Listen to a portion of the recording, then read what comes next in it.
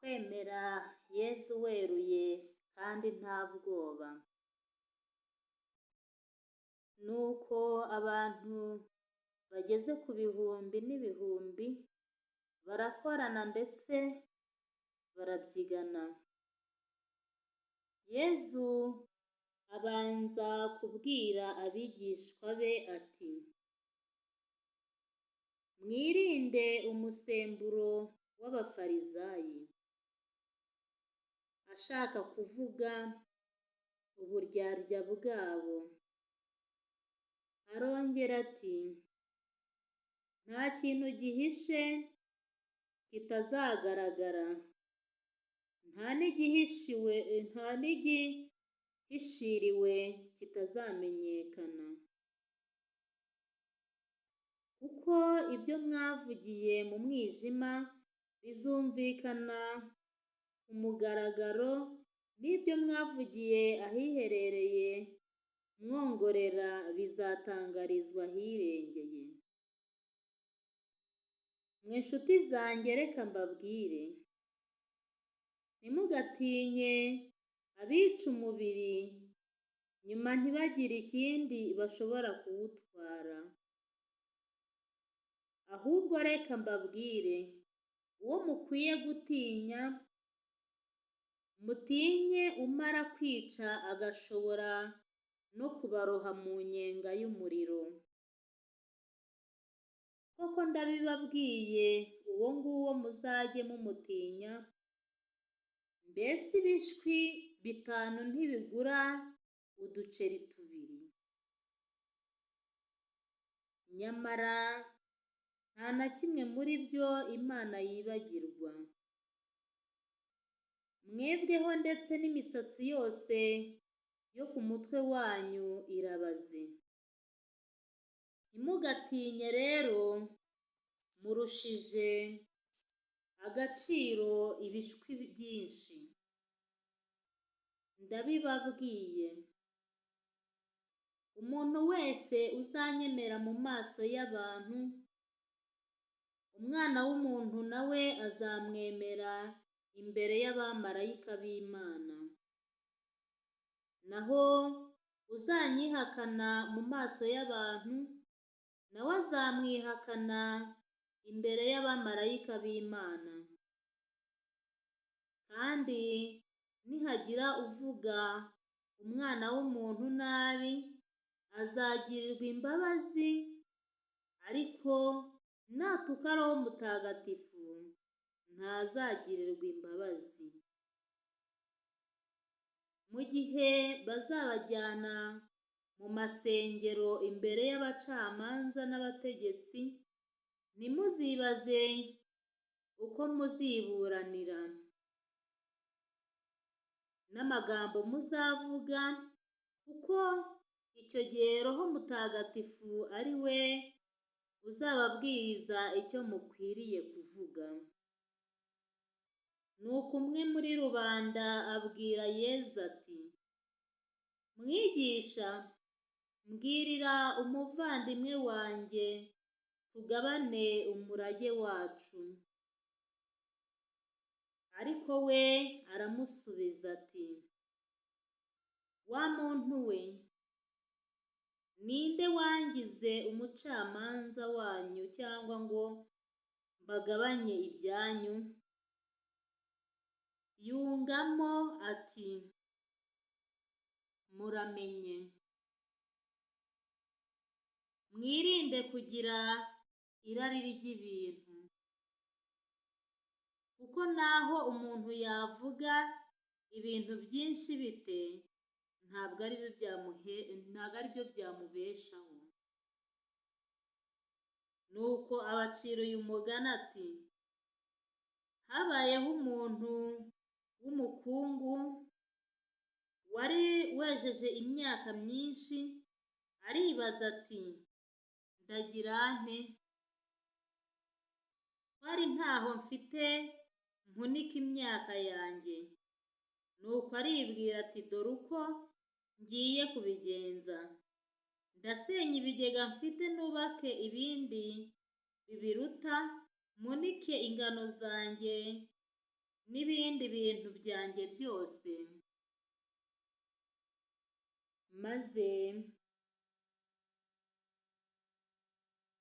nzibwire nti dore mfite ibintu byinshi nkunitse bizamaza igihe kirekire.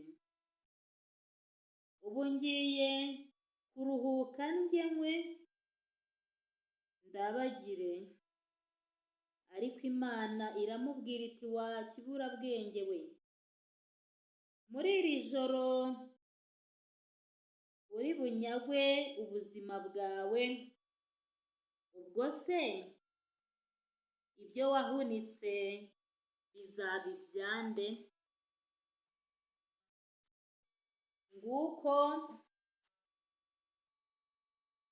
uko bizamerera umuntu wikungahaza ubwe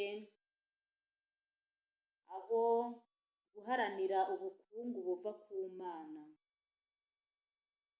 Nuko abwira abigishwa be ati, nicyo gituma mbabwira nti mwihagarika imitima nuko muzamera, ari ku bibatunga cyangwa ku byo muzambika umubiri wanyu, kuko ubugingo buruta ibyo kurya n'umubiri ukaruta imyambaro. Nimwitegereze ibyiyoni, ntibibiba ntibisarura, ntibigira ububiko cyangwa ibigega, ariko Imana irabigaburira. Mwebwe se ntimubibona ntimubona ko mutambukije ibyo bisiga agaciro? Ninde muri mwe naho yabishishikarira ate, wagira nk'akantu na gato yongera ku buzima bwe? Niba rero n'ibyo byoroheje mutabishoboye, kuki ibindi byo byatuma muhagarika imitima? Nimwitegereze indabo, ntiziboha ntizinadoda, nyamara ndababwira ko na Salomo mu bukire bwe bwose atigeze yambara nka rumwe muri zo. Niba Imana yambika ityo ibyatsi byo mu murima biriho none, ejo bikazatabwa mu muriro, mwe ntizabarengerezaho? Mwabemera gato mwe? Nimureke rero kubunza imitima mwibaza icyo muzarya cyangwa icyo muzanywa. Ibyo byose abanyamahanga barabihirikanira, naho mwe mufite umubyeyi uzi ko mubikeneye. Ahubwo mbere na mbere nimuharanire ingoma ye, naho ibyo byose muzabigerekerwaho. Mwitinya bushyo bukiri mbarwa, kuko umubyeyi wanyu yishimiye kubaha ingoma. Kristo Yezu akuzwe. Ni Marie Clarisse Mukandengo. Turi gusoma muri Luka umutwe wa 12 umurongo wa mbere kugera kwa 32. Kristo Yezu akuzwe. Zirikana nanjye nzirikane, ariko muri make twebwe twahawe Roho Mutagatifu ngo dushobora gutuka Yezu, dushobora gutuka abandi, ariko umuntu utuka Roho Mutagatifu we ni hatari.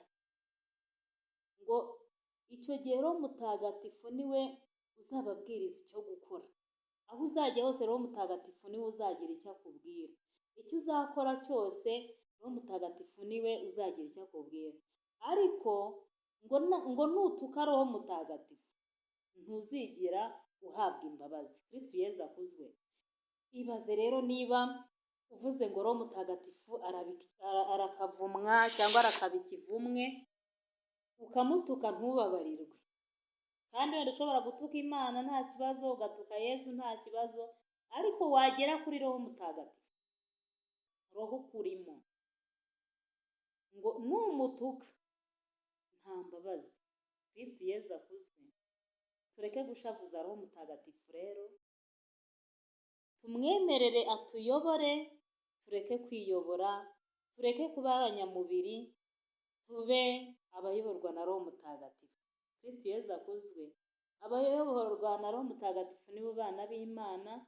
Twabwiwe byinshi, ariko icy'ingenzi cyane kirimo ni uko tutagomba gushavuza roho mutagatifu.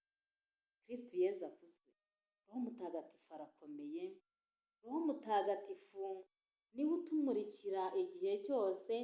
Roho mutagatifu niwe utubwiriza kuvuga iby'Imana, niwe utubwiriza icyo gukora, niwe utubwiriza buri kintu cyose. Kristo Yezu akuzwe.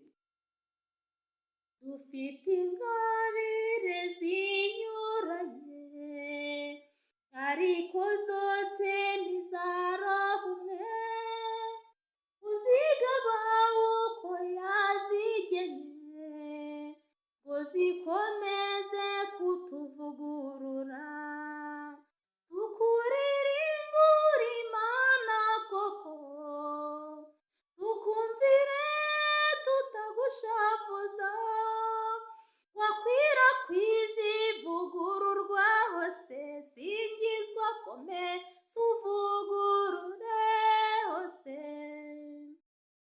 Dusabirane rero, usabire nanjye ngusabira, iri joro Imana iduha amaso y'umubiri, iduhe n'ay'umutima, nuko tubashe kubona kandi tubashe gusobanukirwa, idusure mu bicukucuku bya nijoro, Imana itugire inama, roho mutagatifu atuyobore, nuko turusheho gukora ibihesha Imana ikuzo n'icyubahiro.